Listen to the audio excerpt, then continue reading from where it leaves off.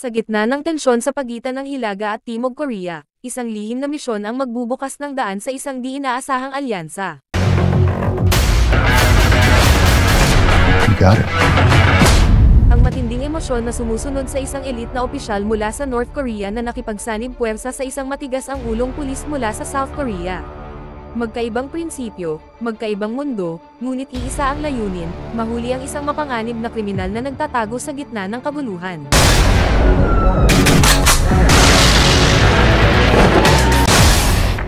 Sa isang laboratorio na may dim blue lights, may isang lalaki na may hawak na bagong likhang tableta ng gamot sa kanyang kamay. Ang kanyang pangalan ay Myung-jun, isang kilalang-kilala na nagbebenta ng droga. Sa nakaraan, siya ay isang opisyal. Bakit ang isang opisyal na tulad niya ay kailangang pumunta sa landas na ito ng drug trafficking? Siya ay may palagiang malamig na ulo, at hindi siya nagkamali sa loob ng mahigit 10 taon. Sa kabila ng pagharap sa batas ng Amerika, natalo pa rin ni Myung-jun ang kanyang kalaban sa kanyang mahusay na kakayahan. Ngunit si Myung-jun ay nahuli pa rin ng puwersa ng pulisya ng Amerika.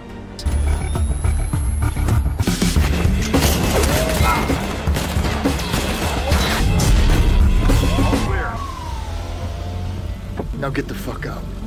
Sa katunayan, hindi humingi ng mga tagubilin si Jack, ngunit nagpadala siya ng espesyal na pulis upang arestuhin ang mga tao. Nagdulot ito ng sakit sa ulo ng kanyang mga nakatataas. Kinailangan pang imbestigahan ang pinagmulan ng pagkonsumo ng droga at ang pinagmumulan ng pera. Si Myung-jun ay orihinal na opisyal ng North Korea. Hindi malinaw kung bakit siya napunta sa negosyo ng drug trafficking. Si Chol Ryung ay isa ring opisyal ng North Korean. Ipinadala si Chol Ryung para arestuhin si Myung-jun para sa interogasyon.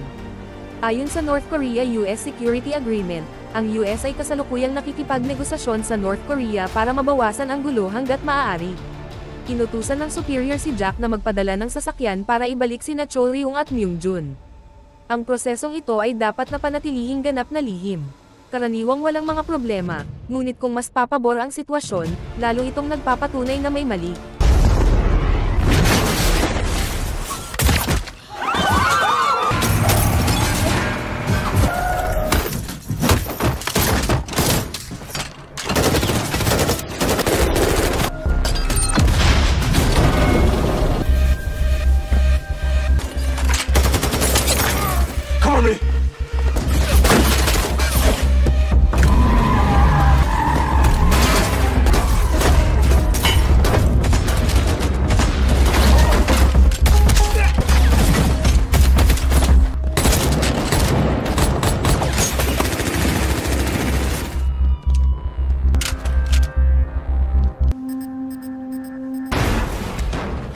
Pansamantalang humupa ang kabiguan ng escort mission, at isa pang karakter ang lumitaw. Sa isang scam din sa Korea, natuto ang mga gwapong lalaki at babae mula sa mga kriminal ng Northern Myanmar na gumawa ng mga scam call. Ngunit ang mga kababaihan sa Korea ay masyadong pamilyar sa trick na ito, kaya madali para sa kanila na manloko ng pera. Baguhin ang paraan ng iyong pananalita, dahil mas alam nila ang trick na ito kaysa sa iyo. Ito ang sinabi ng gwapong lalaking nakasuot ng itim na salamin na si Jin Tae. Isa siyang undercover na pulis sa Korea. Sinabi niya na ginawa niya ang trabahong ito sa Hainan sa China. Gusto ni Jin Tae na pumasok sa scam gang, para turuan sila kung paano manloko. Ngunit ang camera na naka-install sa kanyang dibdib, ay napaka-eye-catching na ang ibang tao ay nakilala siya sa unang tingin.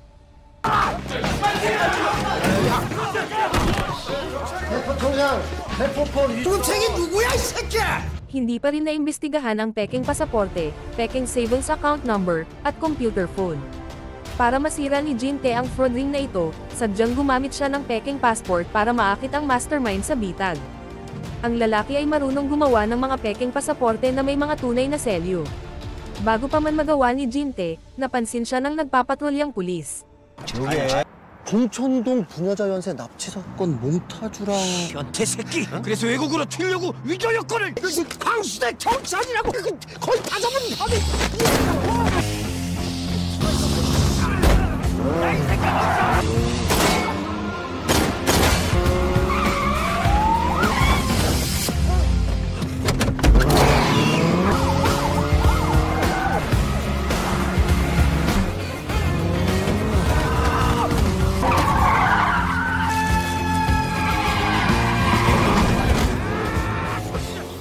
Noon lang niya napagtanto na parang nabaril siya sa tiyan, at nang hinawakan niya ang sugat, ay nakita ang sariling dugo.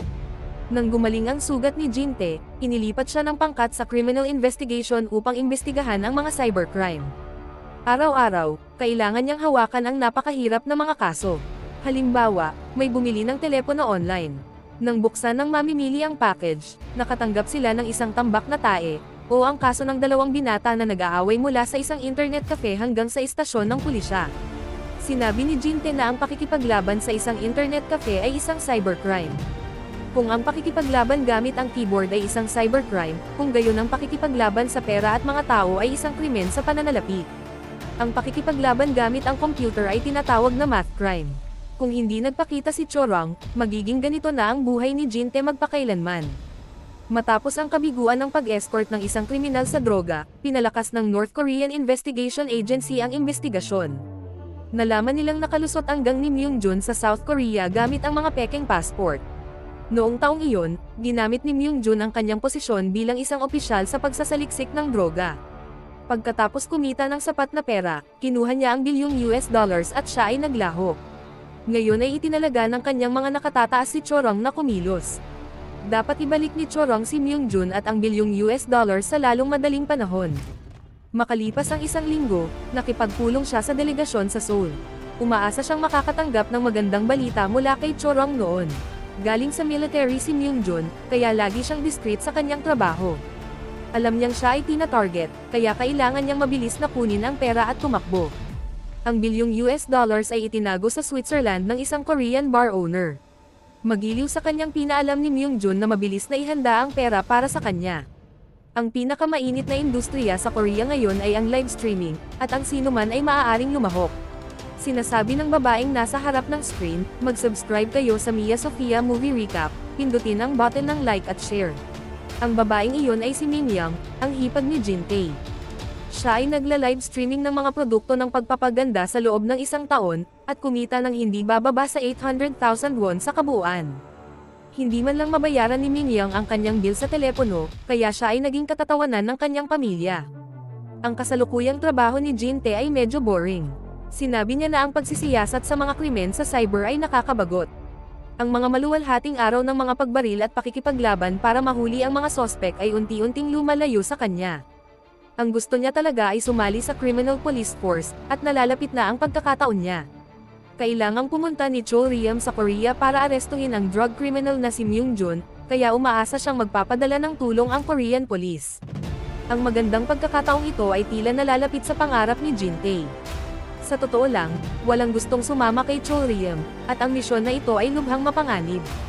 Sa huling pagkakataon ay muntik na silang patayin ni Myung-jun, kaya mas lalo nilang pinahahalagahan ang kanilang buhay. Nang marinig na darating si Cho Ryong, ang asawa ni Jinte ang unang tumutol. Dahil sa huling pagkakataon na sila ay nasa misyon, ang buong pamilya ay tila nasa isang misyon din at halos sila ay nakaupo doon at humihinga ng usok. Si Min Young lang ang pinakamasaya. Dahil noong huling nakipaghiwalay si Cho Ryong, sinabi niya kay Min Young na tiyak na magkikita silang muli kapag pinag-isa ang North at South. Isang magalang na pahayag lamang ito, ngunit si Min Young ay seryoso. Napakaganda ng mukha at katawan ni Cho Ryong at walang babaeng makakatanggi dito. Ang asawa ni Jinte ay nagbanta na makikipaghiwalay ito sa kanya, kung patuloy siyang makikisali kay Cho Ryong. Walang choice si Jinte kundi pumayag. Pero sa totoo lang, ayaw niyang palampasin ang pagkakataon. Nakasalalay sa misyong ito kung makakabalik siya sa pangkat ng investigation crime o hindi. Ang pinaka-relax na tao sa pamilya ay si Min Young. Upang makilala si Cho Ryong, hindi nag-atubili si Min Young na i-disassemble ang air conditioner para kunin ang lihim na pera ni Jinte. Nagbanta din siya na kapag hindi siya nito tutulungan na makilala si Cho Ryong, sasabihin nito sa asawa ang tungkol sa misyon nito para mag-away silang dalawa, nang hindi na siya payagan na bumalik sa Criminal Police Force. Nang magkitang muli ang dating magkaibigan, pareho nilang naramdaman ang pananabik sa isa't isa. Nagtaka si Cho Ryong kung si Jinte lang ba ang tanging criminal police sa Southern Dynasty, sinabi ni Jinteo na siya lang daw. Pareho may foodie soul, kaya ang una nilang ginawa ay kumain. Habang sila ay kumakain, napag-usapan nila ang tungkol sa kaso. Nang sila ay aalis na, sinabi ng kanilang mga nakatataas kay Jin-tae na mas bigyang pansin si Chol Ryung dahil siya ay nanggaling sa malayong bahagi ng Northern Dynasty, kaya siguradong naroon siya hindi lamang para manghuli ng mga kriminal kundi may iba pang intensyon. Si Jin-tae ay isang matapat na tao, kaya nagtanong siya. Sinadya ni Chol Ryung na lumapit sa tenga ni Jin-tae, at pabulong niyang sinabi na nasusuka siya nang marinig ang katangahang pangungusap na ito. Hindi malinaw na marinig ng team, kaya nilakasan nila ang volume. Ang unang labanan ng talino ay nabigo ng husto, at ito ang nagpahiya sa buong team. Pagkatapos ay naglabas si Chol Ryung ng 2 larawan ng mga tuko at tinanong kung sino man sa paligid dito na may tato tulad ng nasa larawan. Natawa si Jin-tae sa paraan ng pagresolba ni Chol Ryung sa kaso, dahil masyado na itong outdated. Samantala, ipinakilala na ng Korea ang teknolohiya sa paglutas ng mga kaso.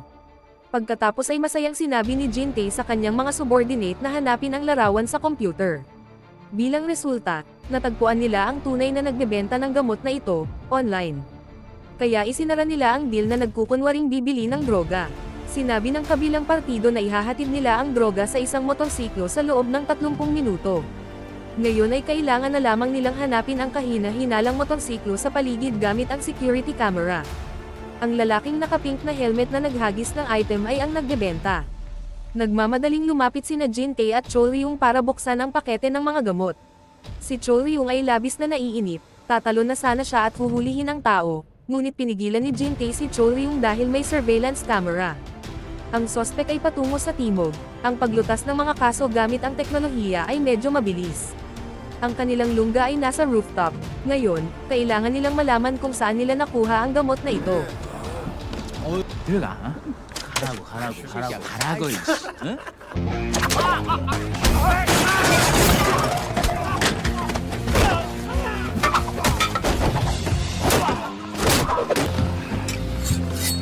무기 사용 금지 5분간 해제다잉.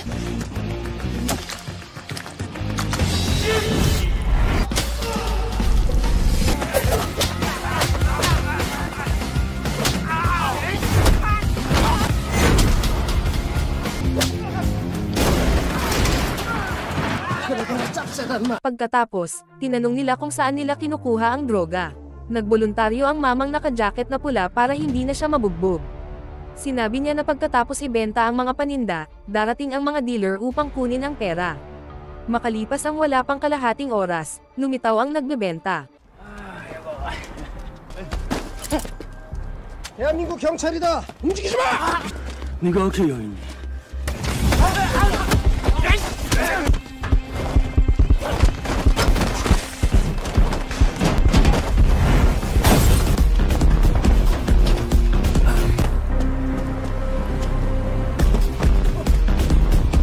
여기 추락사고 발생했다.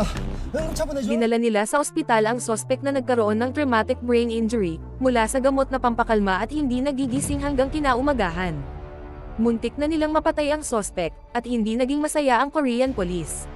Sa kabutihang palad, sila ay mga kriminal na wanted ng International Criminal Police.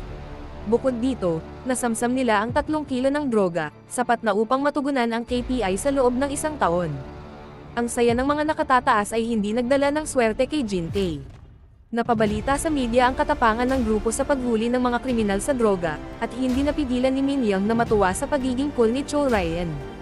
Nakita ng kapatid ni Min Young si Jin-tae sa screen, at agad na tumawag para tanungin siya.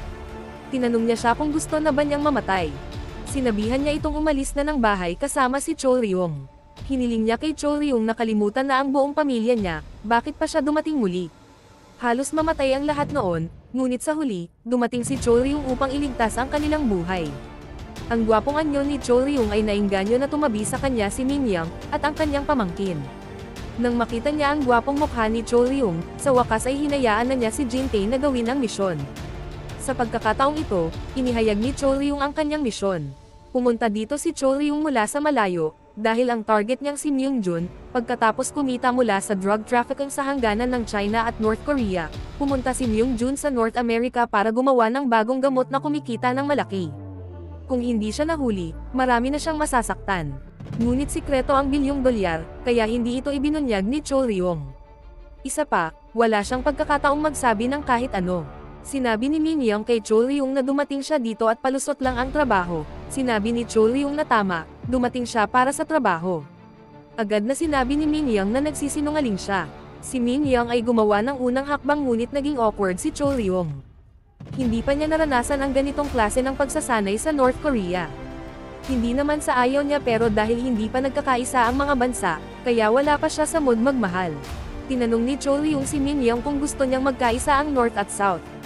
Nang sa gayon ay hindi magkakaroon ng anumang mga problema. Kung si Min Young ay may napakagandang kakayahan, hindi siya mahihirapang humanap ng lugar sa beauty livestream industry. Pagkatapos uminom ng isang maliit na bote ng alak, nakalimutan ni Min Young ang lahat ng kanyang mga alalahanin. Ang pagkakaisa ng Hilaga at Timog ang kanyang pangarap, ngunit ang usapin ng Hilaga at Timog ay hindi pa nare-resolba. Kinaumagahan, sinabihan si Jin Tae ng kanyang kasamahan na nagising na ang lalaking inaresto kahapon. Ngunit pagdating ni Jin Tae sa ospital, nakita niyang mas maagang dumating si Jack. Naglabas si Jack ng business card, sinabi ni Jack na kinakatawan niya ang pulisya ng Amerika. Sinabi rin ni Jack na nasa ilalim na niya ang lahat, kasama na ang hinihinalang kriminal sa kama. Hindi masaya ang dalawa sa usapin ng pag-escort kay Myung-jun, matapos ang aksidente. Naaksidente ang escort team, dahilan para mawalan sila ng tiwala sa isa't isa. Dahil sa kanyang isiniwalat, paano siya maniniwala sa taong ang bansa ay palihim na gumagawa ng nuclear bomb, kaya ayaw maniwala ni Jack kay Chol Ryung. Ang dahilan ay nakita niya ang larawan ni Chol Ryung at Myung-jun na naglilingkod sa hukbo. Naisip ni Jack na isiniwalat niya ang itinerary dahil sa pagkakaibigan. Ngayon ang mga Amerikano ay tahasang nagtanim ng isang tao. Ayaw nitong hahayaan niya ang kanyang sarili na mabuli sa kanyang lugar. Nagpa siya si Jin Tae na laruin ang sentimental card. Naisip nito na noong nakalipas na mga taon, nilusob ng mga Hapones ang mga Koreano at nagkaisa sila para malampasan ang pambansang sakuna. Sinabi nito na hindi sila maloloko ng FBI, kaya isa pang impormasyon ang isiniwalat ni Chol Ryung. Hindi nag-iisang pumunta si Myung-jun sa Korea sa pagkakataong ito. Sinamahan siya ng maraming teknikal na kawani na namamahala sa produksyon ng droga. Kasunod ng mga pahiwatig, natuklasan ni Jin Tae ang isang napakahinalang kaso ng pagnanakaw. Malaking halaga ng benzosyana ang nawawala. Ito ay isang hilaw na material sa industriya ng kagandahan at ginagamit din sa pag-synthesize ng mga gamot. Kung makakita sila ng abandonadong pabrika ng droga malapit sa kung saan nawawala ang mga hilaw na materyales, magagawa nilang lipulin ang gang ni Myung-jun. Sinabi ng isang tao na nalampasan na niya ang mga kahina-hinalang lugar, na higit sa 300 na lugar. Na-filter lamang ang mga lugar na higit sa 500 metro mula sa bahay. Magkasamang hinanap ni Chol Ryung at Jin Tae ang nasabing bodega. Samantala, lihim na pinalaya ni Jack ang mga tao para manghuli ng malaking isda na may mahabang linya ng pangingisda. Sinadya ni Jack na ibaba ang kanyang bantay at hayaang makatakas sa ospital ang sospek na nasa kama.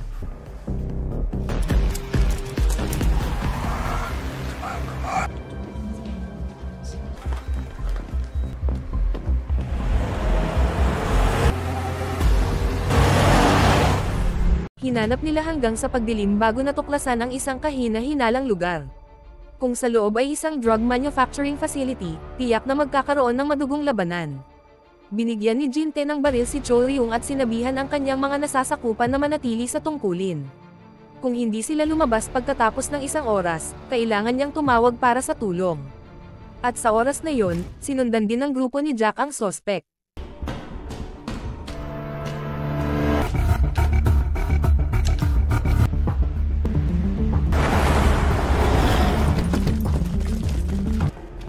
깔끔하게 설거지해라. Please, show me your hands.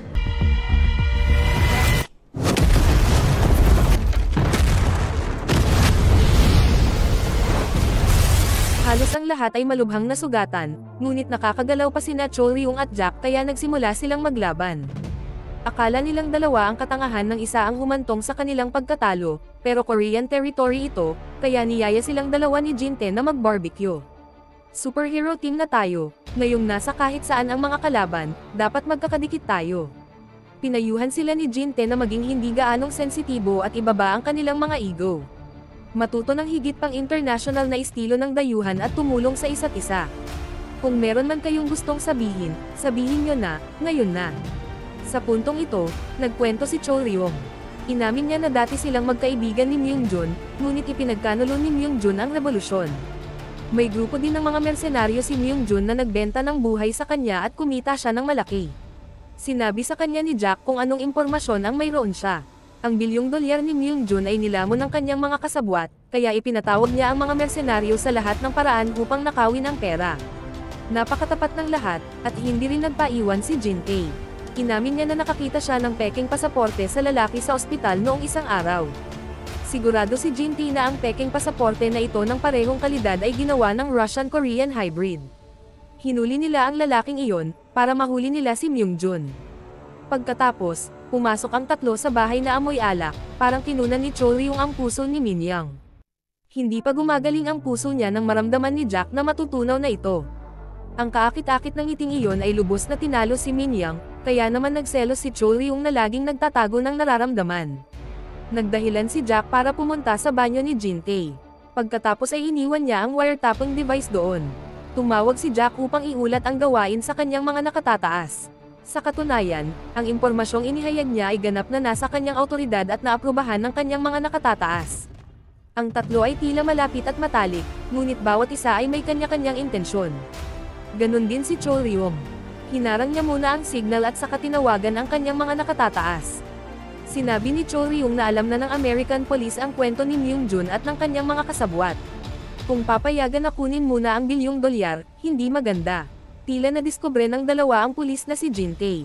Si Jin-tae ang palaging unang natutulog sa inuman. Tinawagan din niya ang kanyang superior, sinabi nitong lasing ka yata. Sinabi ni Jin-tae sa kanyang superior na hindi siya lasing, at kung libre ka, pumunta ka at magbayad para sa barbecue. Biglang nagkaroon ng dalawa pang lalaki sa bahay, na ikinatuwa ng mga babae. Parang medalya ang peklat sa pakikipaglaban sa mga gangster sa likod ni Jack. Sinadya din ni Jin-tae na habarin ang kanyang pantalon upang hayaan ang buong pamilya na humanga sa sugat sa kanyang puwitan mula sa kanyang matapang na pakikipaglaban. Ngunit si Jin-tae ay binuhusan ni Jack ng malamig na tubig. Tinanong ni Jack si Jin-tae kung nakapag-defuse na ba siya ng bomba. Si Jack ay nagtrabaho sa pangkat ng diffuser ng bomba sa loob ng 3 taon. Siya ay namumukod tangi sa lahat ng paraan, at hindi rin nasusukat ang kanyang alindog. Nagsimula silang tatlo na palihim na ikumpara ang kanilang mga sarili. Kahit lalabas lang sila, kailangan nilang magbihis ng maayos. Nalaman ng pulisya mula sa social media na ang taong gumawa ng peking pasaporte ay nakikipag-date sa isang babaeng Ruso. Kaya naman nag-undercover agad silang tatlo sa bar sa kabilang kalye. Naghintay sila mula umaga hanggang gabi. Sa wakas, nakita nila siyang lumabas. Binalak ni Jin-tae na maglagay ng wiretap sa kanyang silid. Marami pang oras ang natitira, kaya nagkusa si Min-young na gawin ang gawaing ito. Pero ang hindi inaasahan ni Jin-tae ay nasa kwarto pa pala ang gumawa ng peking passport. Binugbog siya ni Jin-tae tapos ipinosas. Inayos na ni Jin-tae ang lahat. Agad siyang dinala ni Jin-tae sa istasyon ng pulisya para sa interogasyon. Pinilit siya ni Jin-tae na sabihin sa kanya kung paano makokontak si Myung-jun, ngunit wala itong sinabi kahit anuman. Nagbanta si Jin-tae na kung hindi niya sasabihin ang totoo, makikipag-ugnayan siya sa pulisya ng Russia at dadalhin siya sa Siberia para maghukay ng patatas. Upang mapagkatiwalaan niya si Jack, kinailangan niyang itago ang kanyang sarili bilang isang opisyal ng pulisya ng Russia. Sir. Uccidio classificato. Questa toilette! Questa toilette! Questa toilette! Nagplano si Jack na dalhin siya sa banyo para maranasan niya kung ano ang pakiramdam ng maging isang tunay na lalaki. Sinabi niya sa kanya ang numero ng telepono ni Myung-jun. Sa oras na ito, si Myung-jun ay nasa pagawaan pa ng droga. Sinusubukan niya ang isang bagong uri ng poison gas, at alam niya ang tungkol sa mga negosasyon sa pagitan ng South at North Korea. Pinlano niyang i-disperse ang poison gas bago ang komperensya at makuha ang mga kalahok mula sa parehong bansa. Pagkatapos ang buong lungsod ay magiging mga guinea pig. Buti na lang at may phone number siya para malaman ng batang pulis ang mga galaw ni Myung-jun. Base sa recent phone number, nadiskubre nilang madalas itong pumunta sa nightclub na pag-aari ng may-ari na si Jang. Upang makatipid ng oras, hindi na humingi ng warrant of arrest si Jin-tae ngunit magpapanggap silang customer at papasok. Kapag nagpakita si Myung-jun, huhulihin siya ni Jin-tae, ngunit hindi pa nakakapunta si Jin-tae sa isang nightclub, kaya hindi niya alam na lahat ng mga bisitang VIP ay may mga pribadong silid. Kaya naman, mahihirapan si Jin-tae na makilala si Myung-jun. Hindi gumana ang pamamaraang ito kaya gumamit sila ng beauty trap. Si Min Young ay nasa isang nightclub noon. Magbihis ka lang at garantisadong ikaw ang pinakamainit sa dance floor, at sa oras na iyon, lahat ng lalaki ay maaakit na tumingin sa iyo. 영장 집행 들어갑니다.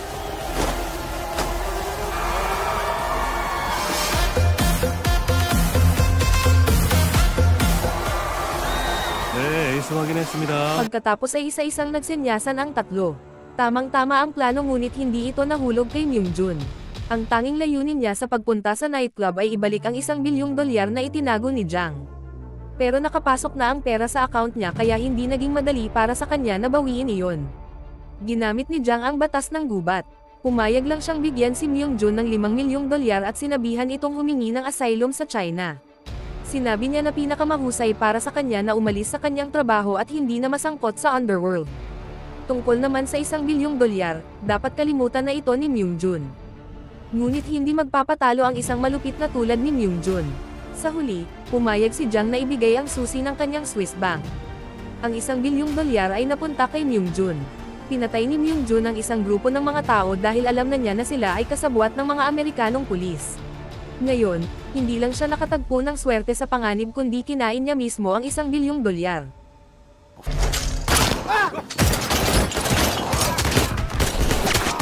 네가 FBI 첩질한 건 내 모를 줄 알았니? 듣기 전에.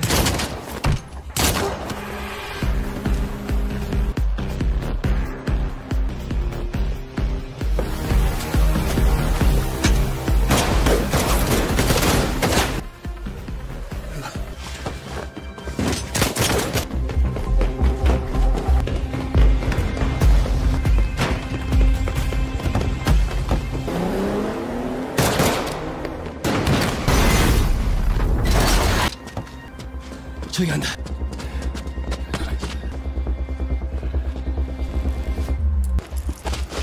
Hindi yun ginawa ni Chol Ryong para lang makuha niya ang papuri.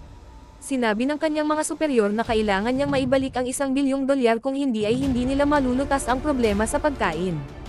Kaya't kahit napapaligiran siya ng mga tauhan ni Jack, pinilit pa rin ni Chol Ryong na pangunahan niya ang pagbalik ayon sa kasunduan ng dalawang bansa. Kung ito ay magpapatuloy, ang mga tao at ang pera ay babalik ng maayos sa North Korea. Sa ilalim ng patnubay ng general, pumunta si Chol Ryong upang makipagkita mismo sa pinuno. Ngunit nang ibigay ni Chol Ryong ang susi, nakita nito ang tato ng tuko sa kamay ng pinuno, at napagtanto ni Chol Ryong na may mali. Ipinain lang ba si Myung-jun? Ang pinuno sa likod niya ay ang malaking isda. Umaasa si Chol Ryong na tutulungan siya ni Jin-tae at Jack, pero hindi na sila naniniwala sa ginawa ni Chol Ryong kahapon. Ang pamilya ni Jin-tae ay biglang tinutukan ng isang drug gang, at ang superior ni Jack ay nagtaksil sa revolusyon. Nagpadala ng assassin para patayin si Jack.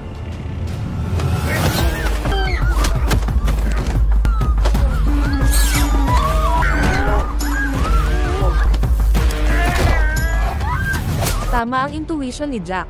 Ang pinuno ay ang talagang nasa likod ng eksena noong taong iyon. Niloko niya si Myung-jun. Ginamit niya ang dahilan ng paggamit ng US dollars para iligtas ang mga tao. Pagkatapos ay hinikayat niya si Myung-jun na talikuran ang lahat ng dignidad bilang isang opisyal at lumipat sa drug trafficking.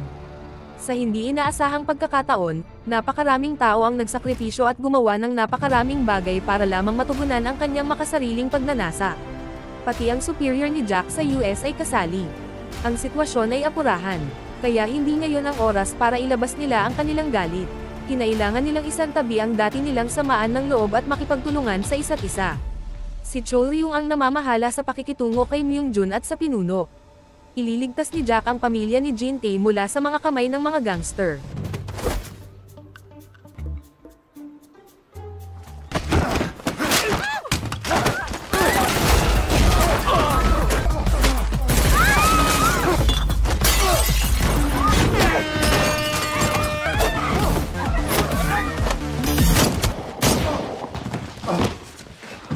Si Myung-jun ay hindi lamang sumusunod sa utos ng kanyang mga nakatataas, hiniling ni Myung-jun sa mga hacker na salakayin ang sistema ng pagbabangko.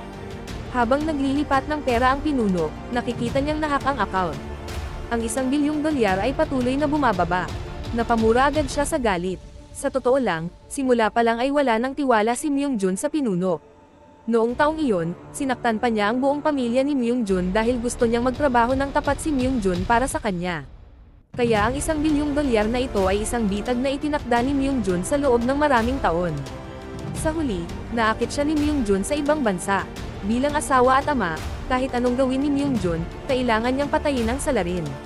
Nang biglang,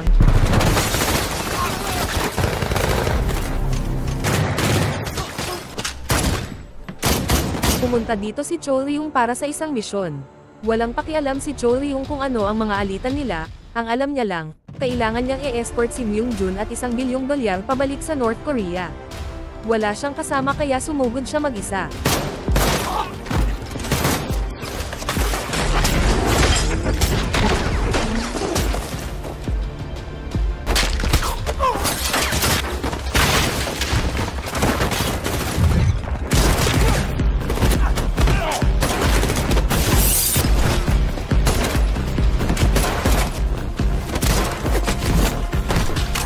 Sa di inaasahan, nag-api siya ni Myung-jun. Tinanong ni Chol Ryung kung ano ang gusto niya sa huli. Ano ang poison gas? Sinabi ni Myung-jun kay Chol Ryung ang lahat ng iniutos niya sa isang tao na maglagay ng aparatong may lason na gas sa rooftop. Pindutin lamang ang buton at sa loob ng 5 minuto, ang epekto ay makikita. Sa loob ng radius na 3,000 metro, wala nang matitirang buhay na nilalang. Ang oras ay tumatakbo, sa kabutihang palad, sinira ni Jin-tae ang plano. Dumating si Jin-tae para alalayan si Chol Ryung.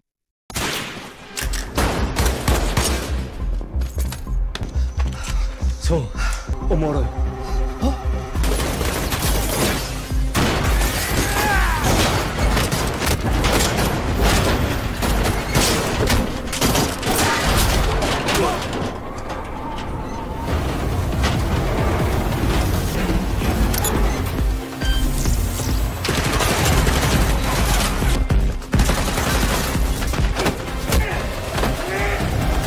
대한민국 영토 안에 들어왔다는 거 둘째.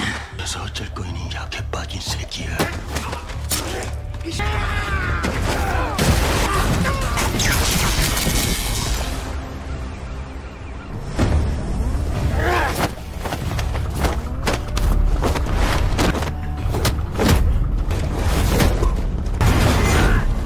Nabaliw na si Myung-jun, hindi lang dahil sa pinuno, kundi dahil nasira ang pamilya niya noong taong iyon. Tumanggi ang panig ng South Korea na suportahan siya, kaya ang kanyang asawa at anak na babae ay sinunog ng buhay. Kaya naman kinaiinisan ni Myung-jun ang buong Korea. Ngayon, gusto ni Myung-jun na kalagkarin ang lahat sa kamatayan kasama niya. Naisip ni Myung-jun na dapat makatikim ng sakit ang basura ng South Korean side.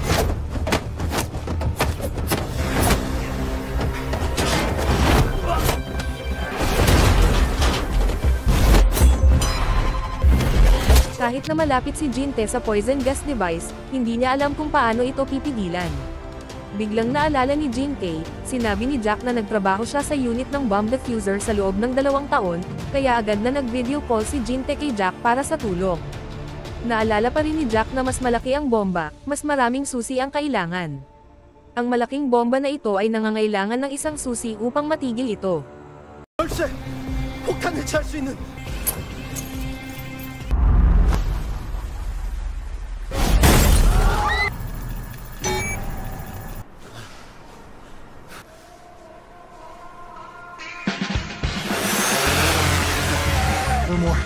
좀 더.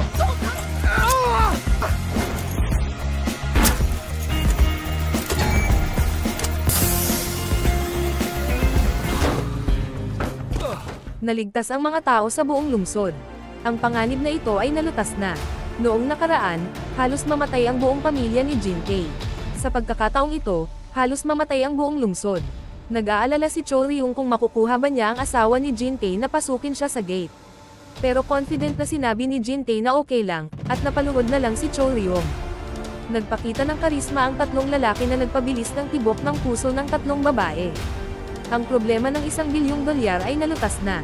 Sa wakas ay lumitaw na ang United Nations Children's Fund. Ginawa nilang tulong sa pagkain ang pera para sa North Korea upang mailigtas ang mukha para sa lahat ng partido. Masaya ang lahat, sa wakas ay natapos na ni Chol Ryung ang kanyang misyon. Maraming salamat po sa inyong panonood at hanggang sa muli.